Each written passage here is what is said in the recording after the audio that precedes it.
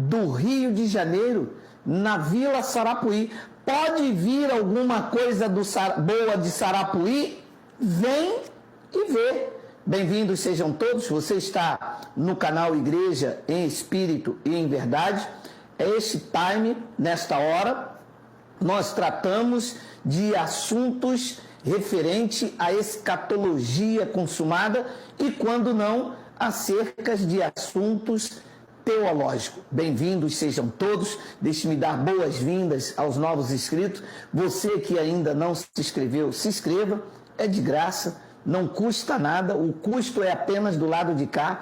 Tem que pagar energia, equipamentos, enfim. Você tem que ver o emaranhado de fio que fica ali, de internet, enfim. Bom, se inscreva, compartilhe, dê o like e desfrute da sabedoria revelada da graça de Deus. Tá bom? Bem, se Jesus não voltou, depois eu vou corrigir aí porque Jesus não veio. Se Jesus não voltou, deve estar passando lá, olha que lindo, olha. Se Jesus não voltou, ainda estamos no antigo pacto. Entendesse? Se Jesus não voltou ainda, se ele ainda vai voltar, nós ainda estamos no antigo pacto. É isso que a chamada igreja evangélica precisa entender. A vinda de Cristo veio trazer um novo pacto, estabelecer um novo reino. A vinda de Cristo veio acabar com aquele sistema antigo. A vinda de Cristo dizia respeito à parousia, dizia respeito ao juízo de Israel. O sol e a lua iria acabar, aquele governo iria acabar. As linguagens de figuras encontradas em Pedro, Apocalipse, até mesmo dita por Yalcha, dizia respeito ao governo, aquele aion, aqueles sistemas de coisas que iriam perecer.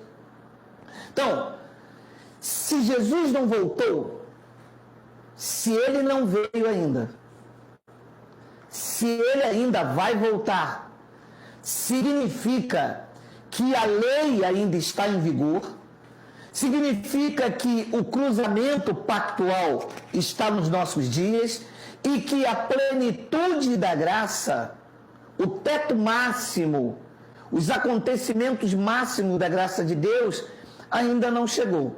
Primeiro, deixa eu conversar com vocês para que vocês entendam o seguinte.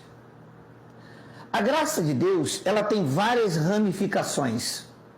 Uns acham que a alma se salva, outros acham que a alma não se salva, uns acham que não deve contribuir, outros acham que deve sim contribuir, uns acham que não deve se reunir, outros acham que não deve se reunir. São entendimentos pessoais, mas a base da doutrina pura, genuína, um verdadeiro pregador do Evangelho da graça de Deus, ele tem que entender da escatologia consumada, que é o ápice da revelação.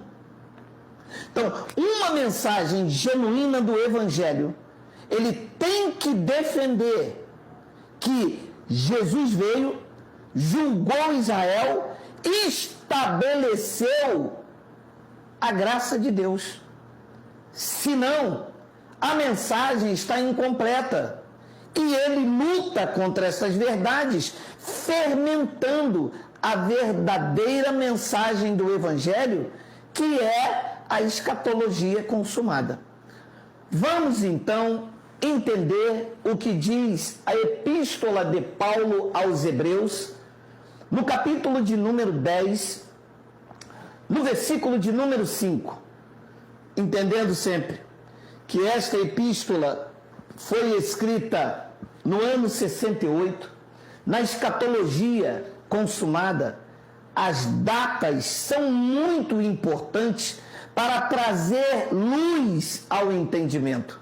Quando você entende pela escatologia consumada que você deve respeitar o destinatário emitente, que você deve respeitar a datação da escrita, porque os futuristas, os que desonestamente negam estas revelações que você vai aprender hoje, acham que a Bíblia foi escrita hoje, acham que o que está escrito aqui foi hoje de manhã e que o William Bonner vai trazer a notícia daqui a pouco no Jornal Nacional. Só que isso foi escrito num outro ambiente, num outro tempo, para um povo específico. Paulo está escrevendo aos hebreus.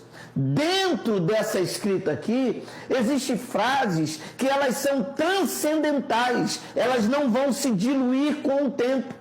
Mas grande parte do teor desta carta está sendo direcionada àqueles irmãos no primeiro século da era cristã e se tratando dessa epístola no ano 68. Então, olha o que Paulo disse aos hebreus.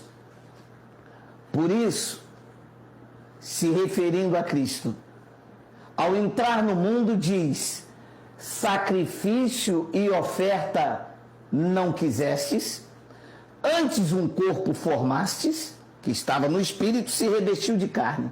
6. Não te deleitaste com holocaustos e ofertas pelo pecado, que era segundo a lei. Versículo 7. Então eu disse: o espírito de alça revestido de carne. Eis aqui estou. No rolo do livro está escrito a meu respeito, para fazer, ó Deus, a tua vontade. 8. Depois de dizer como acima, sacrifícios e oferta não quisestes, nem holocaustos e obração pelo pecado, nem com isto te deleitastes, e o escritor é enfático, coisas que se oferecem segundo a lei. E aí vem o versículo bomba, 9.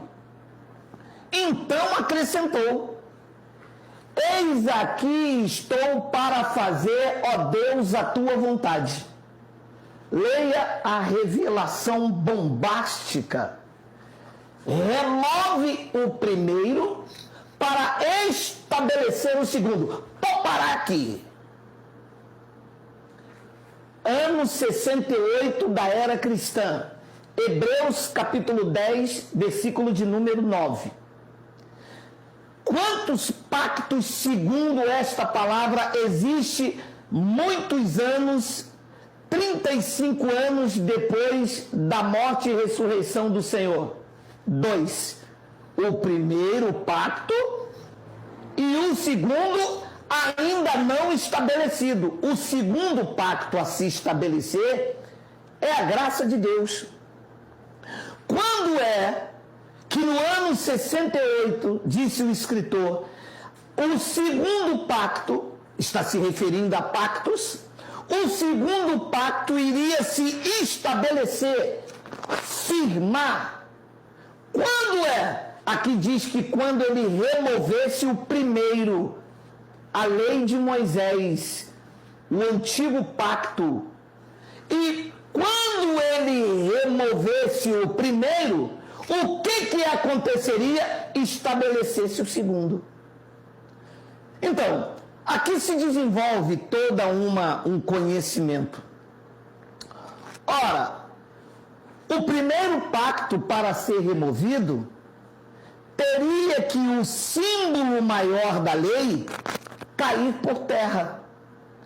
A queda do templo lá em Jerusalém estava associada à vingança, ao dia do Senhor, a parousia. O símbolo maior da lei era o templo venerado, adorado. E foi exatamente isso que os discípulos um dia com o mestre disse: olha que construções. E o mestre disse: vocês estão vendo isso? Isto não vai ficar pedra sobre pedra. Era comum Deus usar uma nação para ir contra outra. Era assim os critérios em que Deus usava para julgar